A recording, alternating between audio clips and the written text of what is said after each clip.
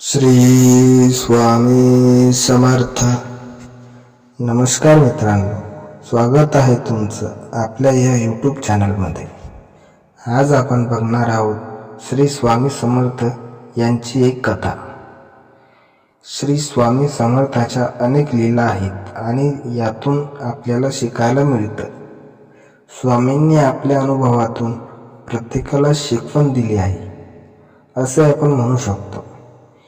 ही अशीच एक स्वामींची घटना आहे जी आपल्यासाठी प्रेरक ठरते. श्री स्वामी समर्थ यांची एक कथा. श्री स्वामी समर्थ चोळप्पाच्या मुलांबरोबर गोट्या खेळत होते. स्वामी म्हणतात, जिंकायचं असेल तर नेम अचूक पाहिजे, लक्ष केंद्रित करावं लागतं. खेळ म्हटलं तर गोंगाट तर होणारच. चोळप्पाची सासू पारायण करत असते. तिला त्रास होतो. चोळप्पाची पत्नी स्वामींना थोड्या चिडक्या स्वरात, निदान थोडा वेळ तरी शांतता राखा असं म्हणते. स्वामी मान्य करतात, पण समज पण देतात. पारायण करताना खेळाचा आवाज ऐकू तरी कसा येतो? कोणतीही गोष्ट करताना एकाग्रता हवी. देवाचे नाव घेताना तर ती उच्च पातळीची हवी. चोळप्पा आपल्या एक स्नेहीजन वामनराव बडोदेकर यांना स्वामी दर्शनाला आणतो. वामनबुवा स्वामींना पाहतच राहतात. एका मुलाला भूक लागली म्हणून स्वामी आतून नैवेद्याचे अन्न आणून घास भरवतात. नैवेद्याचे अन्न आणताना चोळप्पाची सासू विरोध करते, पण स्वामी दुमानत नाही. स्वामी सांगतात, पोथी नुसती वाचू नका, आचरणात आणा. अंधश्रद्धा, सोवळ ओवळ यांच्या जास्त नादी लागू नका. चोळप्पाची पत्नी आणि सासू चोळप्पाजवळ तक्रार करतात, पण चोळप्पा काही ऐकत नाही. तिकडे शास्त्रीबुवा वामनबुवांना स्वामीबद्दल घालून पाडून बोलतात. मग ते वामनबुवाला घेऊन आपल्या गुरु घोलप स्वामीकडे जातात.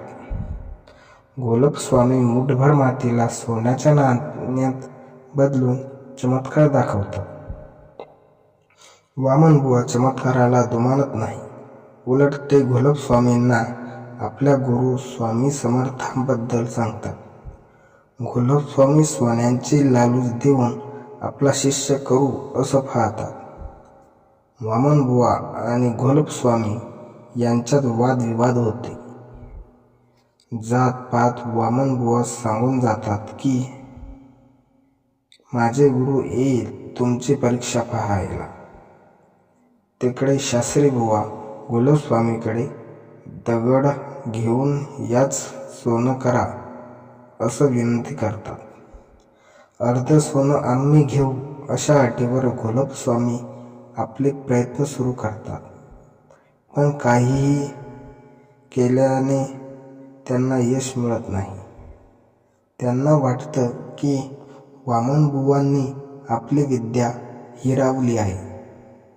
म्हणून सूड घ्यायला घोलप स्वामी धर्मशाळेत जातात. घोलप एक मोठा धोंडा घेऊन वामनबुवावर टाकायला जातात. पण काय त्यांना धोंडा टाकताच येत नाही आणि उलट ते स्वतः पडून त्याच धोंड्याखाली चिरडले जातात. व्हिडिओ आवडल्यास आपल्या यूट्यूब चॅनलला सबस्क्राईब करून बेल आयकॉन नक्की दाबा. असेच व्हिडिओ आपल्याला मिळत राहतील.